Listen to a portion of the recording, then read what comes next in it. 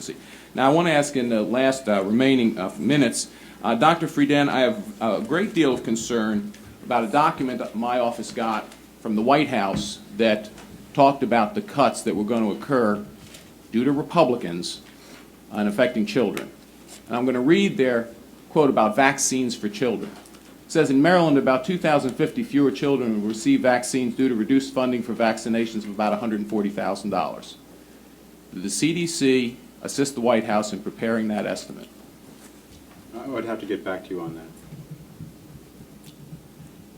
You, as the director, don't know if you assisted the White House in preparing an estimate that was distributed to every member of Congress? On that specific number, I would have to give you okay, an accurate let's answer. forget the number. Let's forget the idea of how vaccines for children are going to be affected by the sequester. Is this the Vaccine for Children program?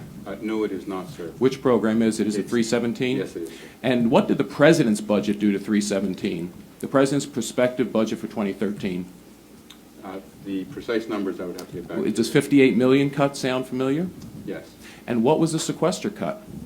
Again, the precise Does number. $30 million sound familiar? I would. You think that's around the ballpark, isn't it?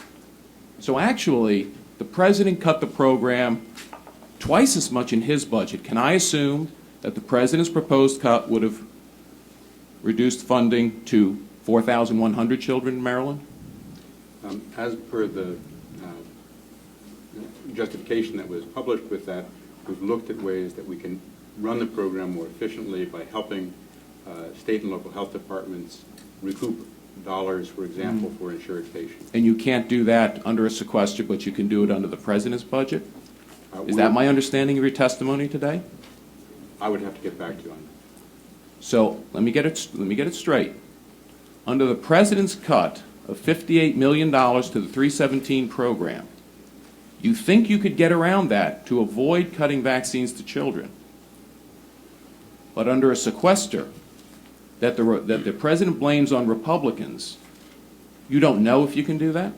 We're going to do everything we can to limit any damage that occurs because of the across-the-board cut, but it reduces our flexibility significantly. Is it your testimony that under the President's proposed cut of $58 million in his budget to the 317 program, you could have avoided cuts to vaccines to children in Maryland? We believe that we could have maintained vaccination levels, yes. Very interesting. I yield back the balance of my time for now.